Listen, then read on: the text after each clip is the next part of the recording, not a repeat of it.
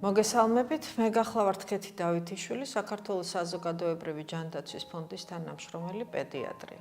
ვისაუბრებ ისეთ მნიშვნელოვან და რთულ თემაზე, როგორიც არის ბავშვის სექსუალური ძალადობა, სექსუალური ძალადობის გავლენის სიძნელეებზე და თავისებურებებზე.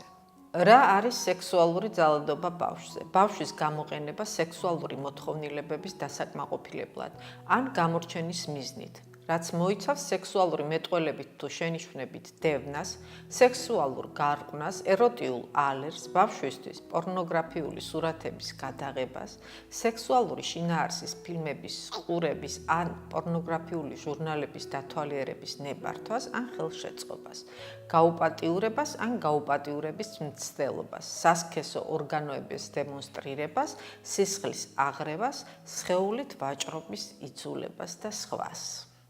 სექსუალური ძალადობა შედეგების მიხედვით ბავშვისთვის ყველაზე მძიმე ფსიქოლოგიური ტრავმაა.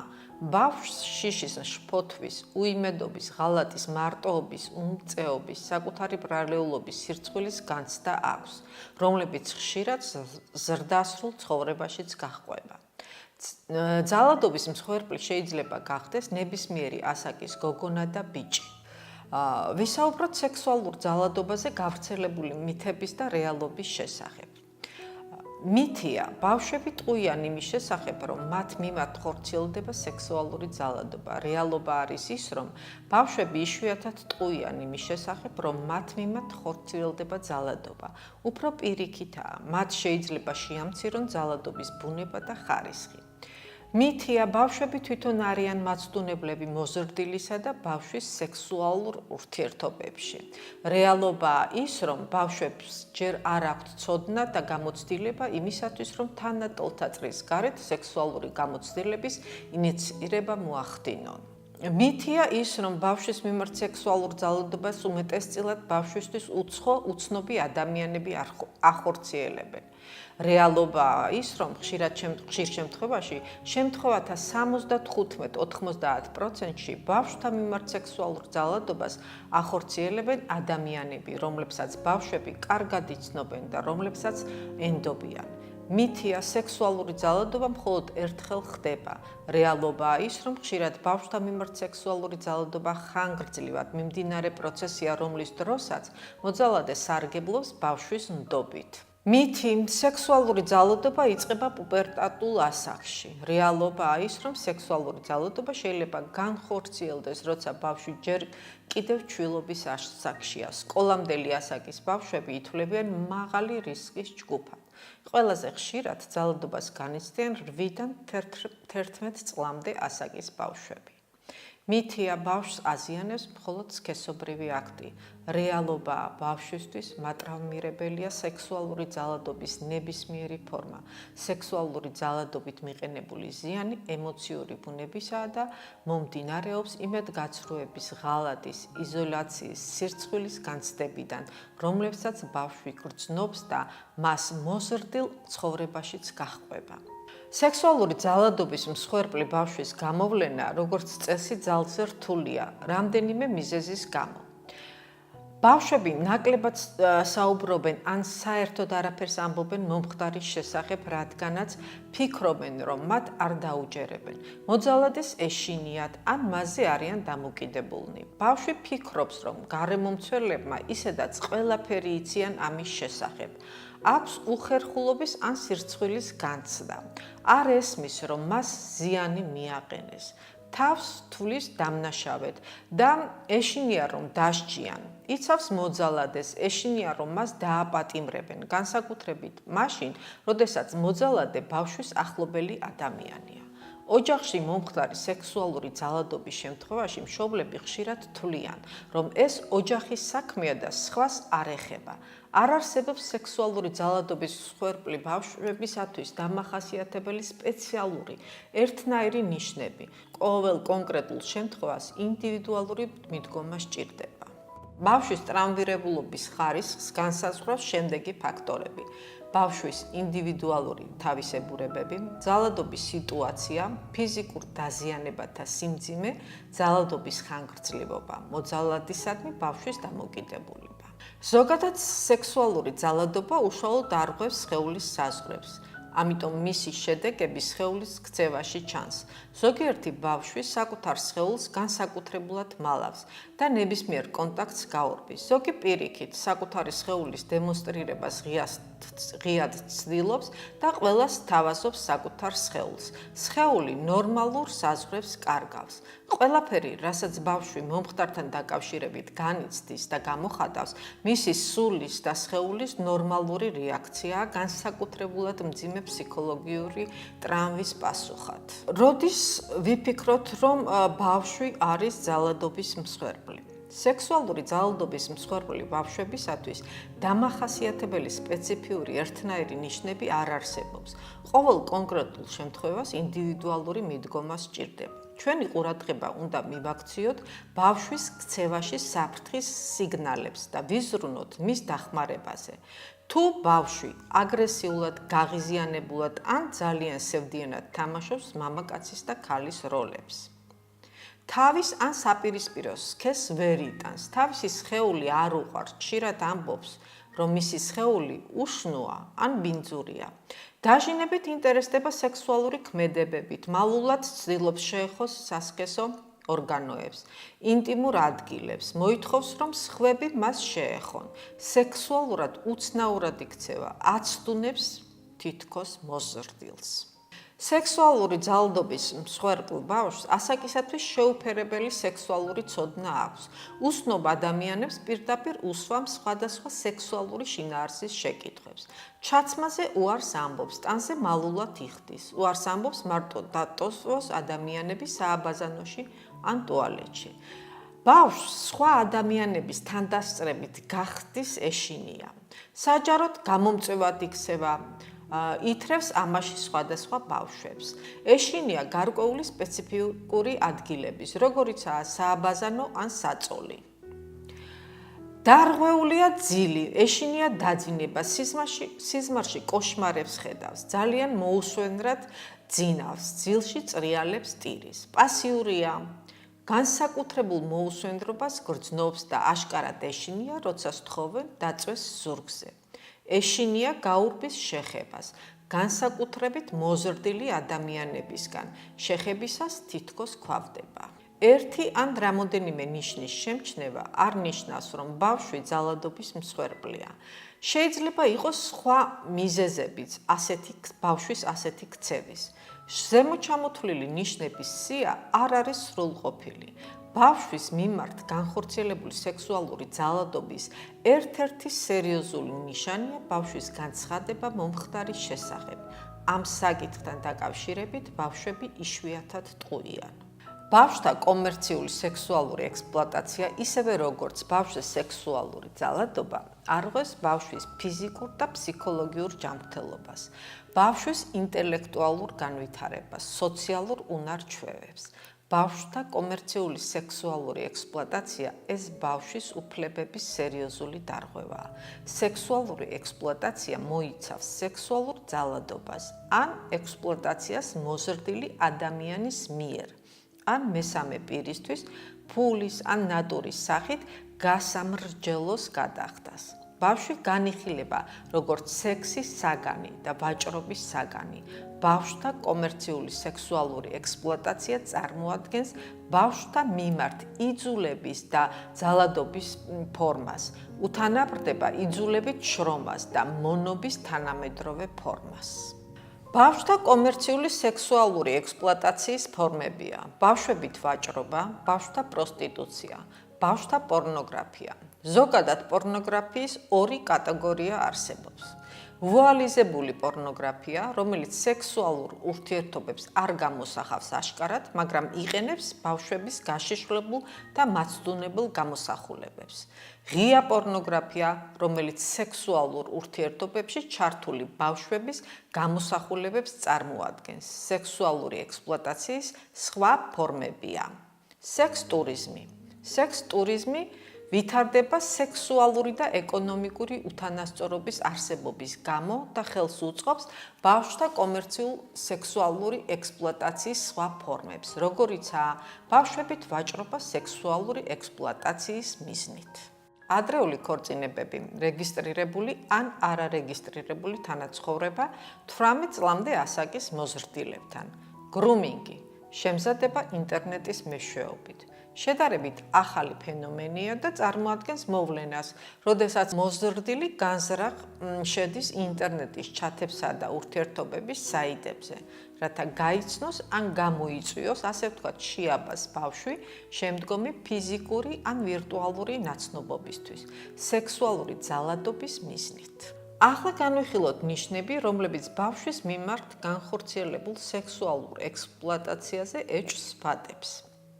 ეს ნიშნებია: ბავშვები ასაიდუმლოებენ სად და ვისთან ერთად ატარებენ დროს. გვიანობამდე რჩებიან გარეთ, უცნობია მათი ადგილმდებარეობა და ადგილსამყოფელი. ერიდება ოჯახის წევრებთან და მეგობრებთან ურთიერთობას. ბავშვს ცვლილებები აღენიშნება გარეგნობაში. ჰიპერსექსუალურობა ბავშვის ქცევაში კარგადაა გამოხატული. ასაკისასვით შეუფერებლად იქცევა. სქესობრივი გზით გადამდები დაავადებები აღენიშნებათ. ძილის დარღვევა, ღამის კოშმარებით, ენურეზით, მარტო დარჩენის შიში ოთახში. ბავშვებს ასევე აღენიშნებათ სახლიდან გაქცევები, სააბაზანო ჟღაპის დაკეტილი კარების შიში, სამედიცინო შემოწმების შიში. განსაკუთრებული ინტერესი უფროსების ბავშვების ან ცხოველების სასქესო ორგანოებისადმი. მოულოდნელად ახალი ნივთების აღმოჩენა ბავშვის საკუთრებაში. ნარკოტიკების და ალკოჰოლის მოხმარება, მათზე დამოკიდებულება. ასეთ ბავშვებს ხშირად აღენიშნებათ დეპრესია, ამბივალენტური განცდები, მოუსვენრობა ან პასიურობა, როცა ადრე ასეთი არ ყოფილა ბავშვი. უფროსების მიმართ უნდობლობა ან ფამილიარული დამოკიდებულება მათ მიმართ. ბავშვზე სექსუალური ძალადობა და ბავშვის კომერციული სექსუალური ექსპლუატაციის ყველა ფორმა მნიშვნელოვანწილად არღვევს ბავშვის უფლებებს, იცხოვროს სასარგებლო სრულფასოვანი და ღირსეული ცხოვრებით. სექსუალურ ძალადობას და სექსუალურ ექსპლუატაციას სერიოზული შედეგები მოჰყვება ბავშვის ფიზიკური, ფსიქოლოგიური, სულიერი ზნეობრივი და სოციალური განვითარების მხრივ. ეს შედეგები შესაძლოა მთელი ცხოვრების მანძილზე შენარჩუნდეს, ზოგჯერ კი სიცოცხლისათვის სახიფათოც კი იყოს. იმის მიუხედავად, რომ შედეგები განსხვავებულია თითოეული ბავშვის ინდივიდუალური სიტუაციის მიხედვით და დამოკიდებულია ისეთ ფაქტორებზე, როგორიცაა ბავშვის განვითარების დონე, ძალადობის ბუნება, ხანგრძლივობის ფორმა, სექსუალური ძალადობა და სექსუალური ექსპლუატაცია უარყოფით გავლენას ახდენს ყველა ბავშვზე. ძალადობის ყველა ფორმის შედეგები შეიძლება იყოს: ქცევითი პრობლემები, სექსუალური ქცევა, ხშირი კონფლიქტები გარშემომყოფებთან, აგრესია, ეგოცენტრულობა, სუიციდის მცდელობა, ნარკოტიკების ან ალკოჰოლის მოხმარება, ქურდობა და სხვა. ემოციური პრობლემები, როგორიცაა შფოთვა, შიში, დეპრესია, კოშმარები და ძილის პრობლემები, პანიკის შეტევა, დაბალი დანაშაულის, სირცხვილის განცდა, შიში, რისხვა. შემეცნებითი პრობლემები, მათ შორის ღირებულებათა სისტემის დეფორმირება, ნეგატიური პროგნოზით, ყურადღების დარღვევები, პოლარული შავი და თეთრი აზროვნება, უარყოფითი მოვლენების გაზვიადება და დადებითი მოვლენების შემცირება.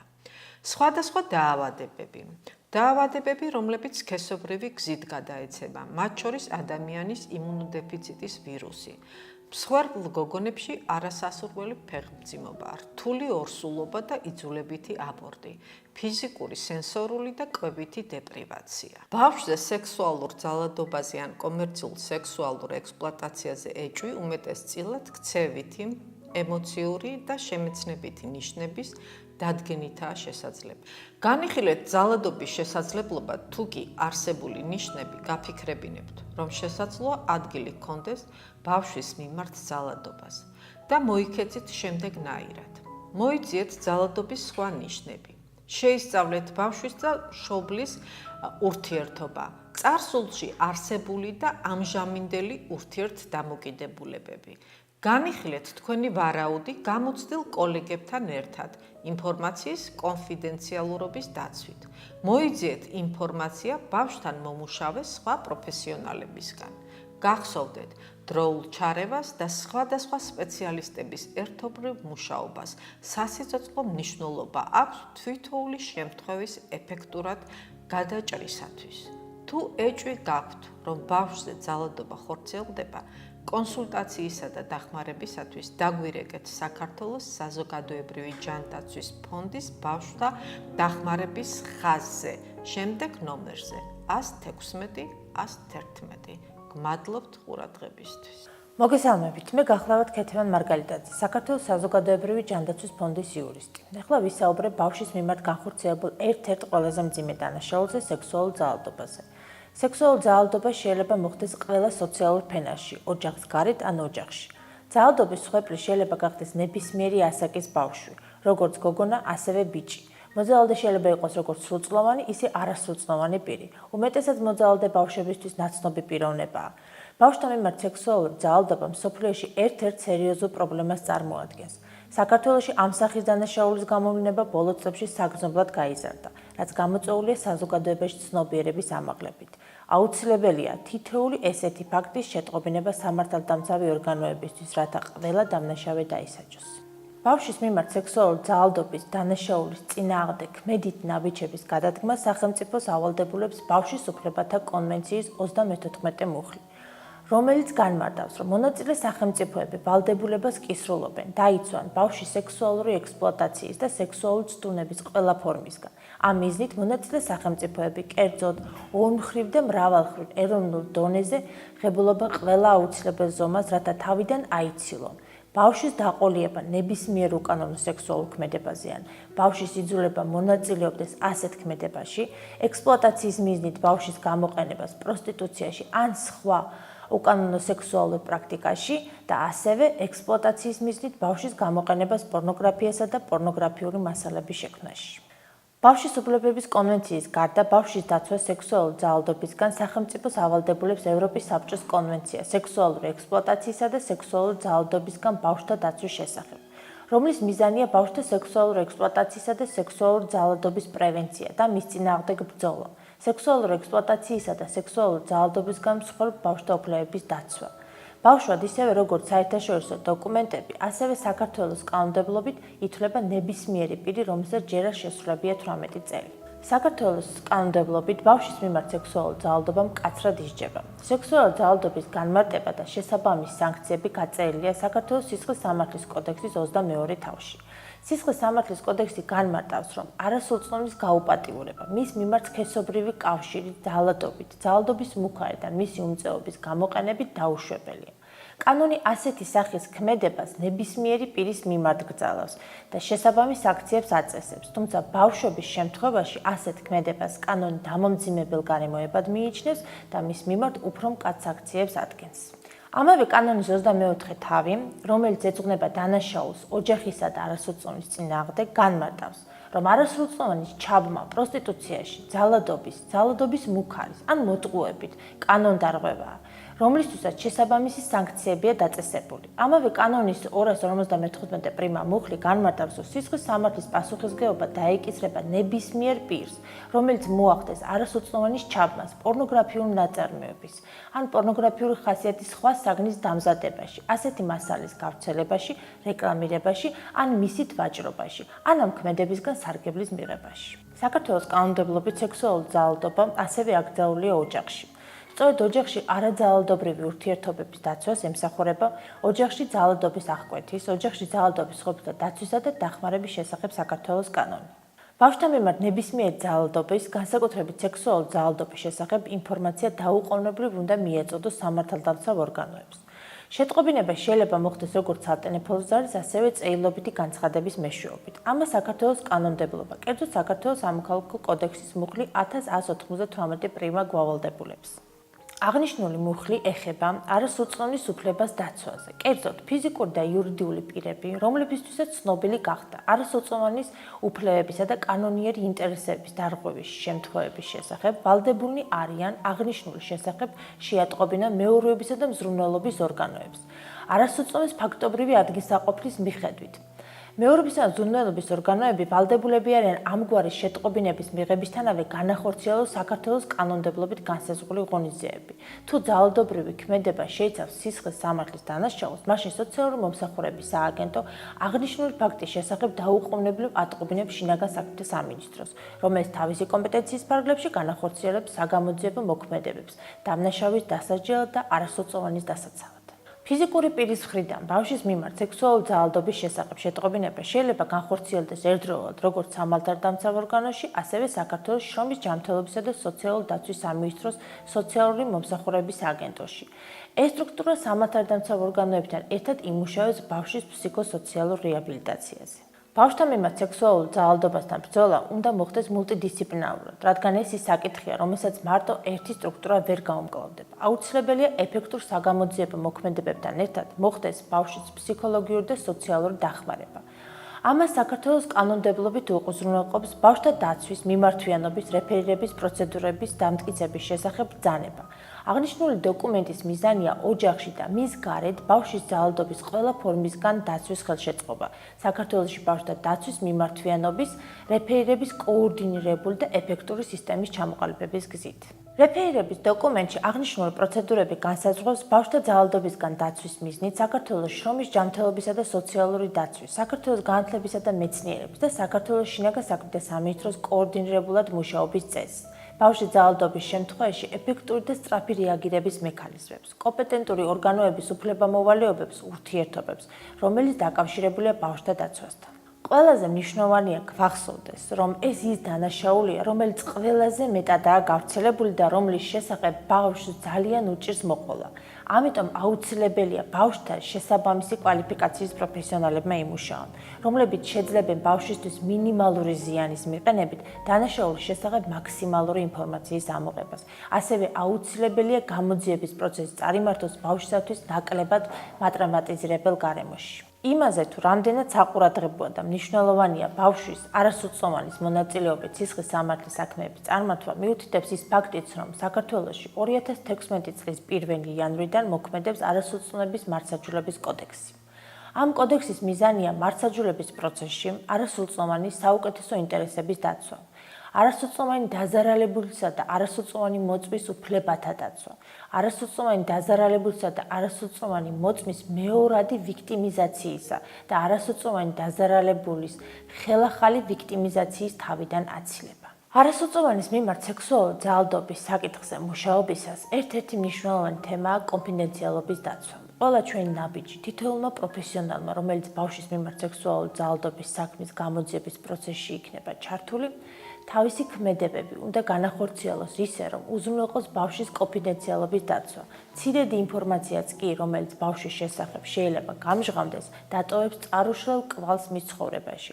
ამიტომ ყველას უნდა გვახსოვდეს, რომ მაქსიმალურად კონფიდენციალურად უნდა დავიცოთ ბავშვის შესახებ ინფორმაცია. თუ თქვენ ეჭვი გაგიჩნდათ ბავშვის მიმართ სექსუალური ძალადობის ან ნებისმიერი სახის ძალადობის შესახებ, აუცილებელი ამის შესახებ დაუყოვნებლივ აცნობოთ შესაბამის ორგანოებს, შინაგან საქმეთა სამინისტროს ან სოციალური მომსახურების სააგენტოს, ან დარეკოთ ხელხაზი 112.